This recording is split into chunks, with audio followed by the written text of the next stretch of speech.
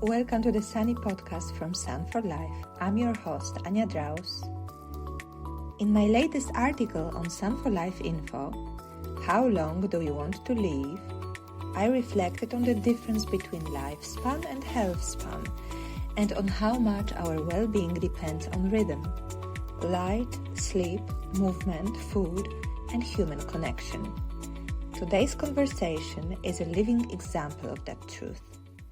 I'm joined by Marta and Wojciech, a Polish couple who spent nearly 17 years in Scotland, working hard, living fast, and slowly losing touch with themselves. Fatigue, stress, no time to rest, no sunlight, and then a moment that changed everything.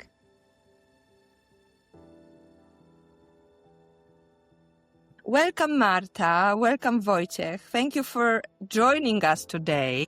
Hi, Kalimera. You are now in Greece. Yes, correct. Before, for the longest time, as a couple together, you lived in Scotland. And now we are in sunny Crete. When did you first feel that something wasn't right in your life in Scotland? We've been looking for living different life. In general, we've been traveling a lot and, just living in Scotland at some point started to be very, very difficult. I think that's been building up for many years. I was feeling that I'm very tired, not been happy at some point at all. My body, my mind was feeling fatigue. I had that feeling that something wrong and I need to change pretty much everything from obviously that daily routine. And so I've been doing research, I've been reading books, I've been changing my diet, but still there was something missing. I had different symptoms. My body been telling me, wake up. Because this is the right time now. Every time I went to the doctor, they've been like, oh, you're just tired, you're stressed, you're back from holiday, probably you have some food poison, whatever, because I had lots of pain in my back, pain in my stomach, which was very uncomfortable. And I was going from one doctor to another one, and they've been always like, whatever, nothing wrong with you, work less and it's gonna be fine. And I found at some point, and very luckily, I found one doctor, and I spoke to her, I mentioned my symptoms, I mentioned my feelings and what I did for last few weeks, months altogether, and she actually been listening to me, and not only from my symptoms point of view, but of course the story and what I was feeling. She made calls to make sure that I will get to the hospital, I will get to the right people, and they will do all checks on me. So yeah. It seems that you were actually lucky at that point to get to the right person. What was next? Okay, so in hospital, obviously it wasn't so easy either anyway, and they trying to tell me to go back home. I knew that time I'm not leaving the hospital. I'm gonna stay in the bed and before they do all the checks. And then obviously we found out that there is a tumor in my kidney, right kidney. And you had to go to operation very fast. Yeah, that was very fast. I would like to just add that this, a part of our experience, we also noticed that a lot of people had a similar experience, start being ill, and it was a very serious illness. Our neighbor had a brain tumor. Our manager's wife had a brain tumor, and we've noticed that it become epidemic in that part of world. People start approaching it they had the flu, this is the part of life, which we never agree, because we've been told that only older people getting seriously ill. This has made us think that it's something else, we need to change pretty much everything. This is the lifestyle basically we were carry on for such a long time. So obviously the disease of my husband, that was the final call to change everything. So as my husband mentioned, we've been traveling and actually looking for other place where we would start feeling more happy, I believe, because it's also about happiness in our life. So far, we were just chasing some materialistic goals, and at some point that made us very empty inside. So We've tried, for example, Mallorca year before, but we actually didn't feel any resonance to this place.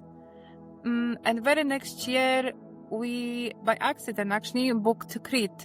And when we arrived on holiday, we felt this place straight away. Like the food we were having, people, obviously sun.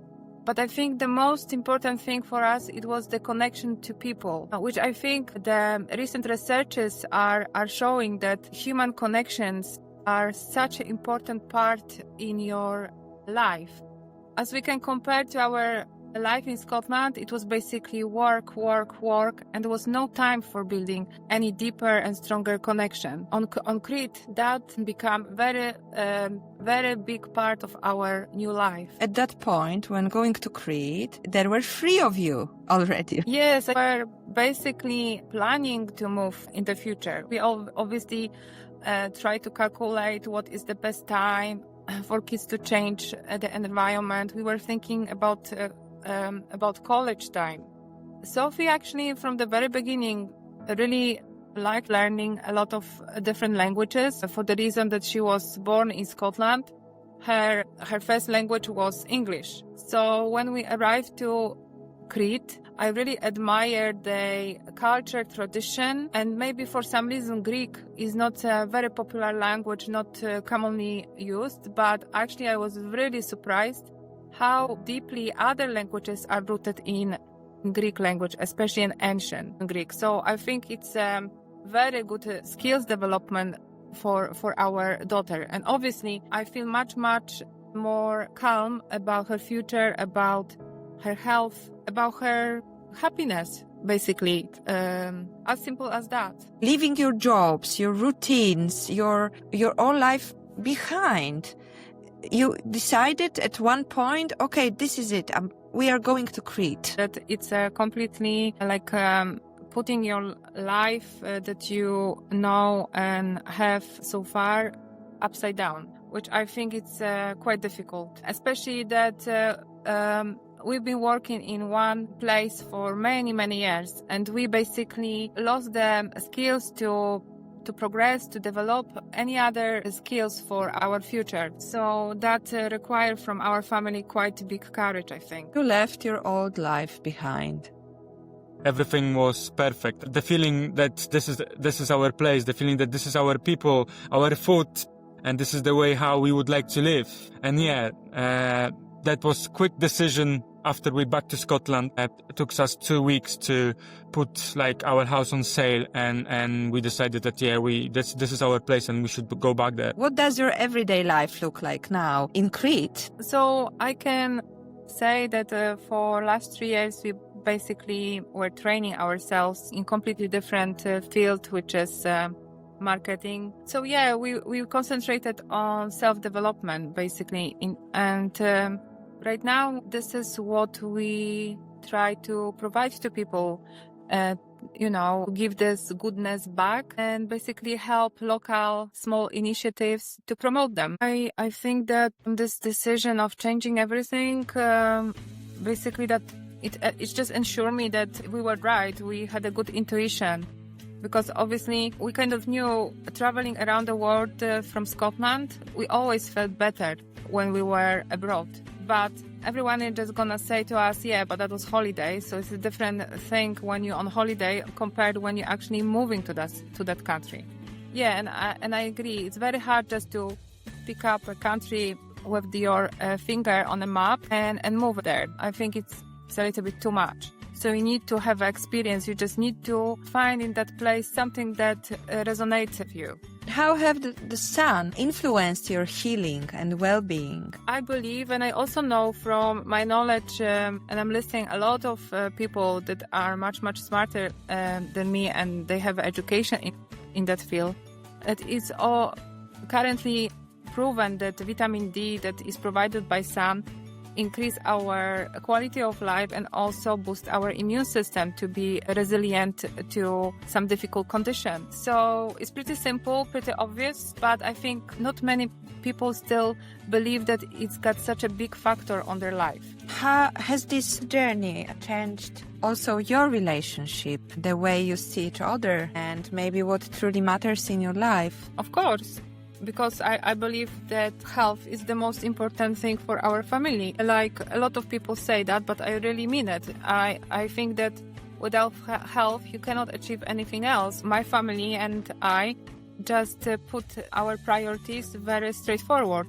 Mm-hmm. We follow the health first. Yeah, and health begins in daily choices, right? Can I just add something to that question, please? So, from my point of view, what I can say, moving here changed pretty much everything. We actually right now live together, not like, next to each other like it was. And now we have time for each other. We actually creating things together. We're growing together now. We growing up our daughter together. And how to be present in this moment, right? Not chasing some dreams, but to live the dream. Am I right? Yes. And many people dream of similar change, but are afraid to take the leap. What would you say to someone who feels stuck, but doesn't know where to begin? What would you say? I would say to start listen to your body. You've got the symptoms, and surprisingly your body is very smart. It's just gonna put you on the right path if you're gonna let it happen. Just simply start on that, and I believe when you do goodness to yourself, the whole environment start working in your favor. So I would advise just to start from some little trust that everything's gonna align for your best. Travel more, if I can add. Definitely travel more and try to meet new people and listen to other people and try to be present and it's very difficult, if you stuck in the daily routine and you don't have time to make changes. So I would suggest just small steps like I did, just small steps to be more healthy, to do more exercise, to go to the light, to actually understand how light, sun and vitamin D is important for you and for your body and how you feel. If you getting more of it, pretty much listen to yourself. And another thing is, I think, just visit Crete. That may change a lot as well. That's what I believe. Thank you, Marta and Wojciech, for this conversation, for reminding us that health is not a project, but a way of being. And it begins in daily choices, but it starts from courage as well. Thank you for opportunity to share our experience, so it may hopefully help somebody to make some small change, or even turning their life upside down, which I really, really support, because sometimes it's painful at the beginning, but it's very worth it at the end of the day. Thank you, Marta and Wojciech. Your story shows that our bodies often give us early signals, and when we finally pay attention, things start to change in the right direction. To everyone who joined us today, thank you for being here. If this conversation inspired you, I invite you to explore our Sun for Life blog at sun4life.info, where we bring together science on sunlight, circadian rhythm, and vitamin D, with everyday wisdom that helps us live a healthier life. And if you'd like to stay connected, remember to subscribe to the Sunny podcast on your favorite platform.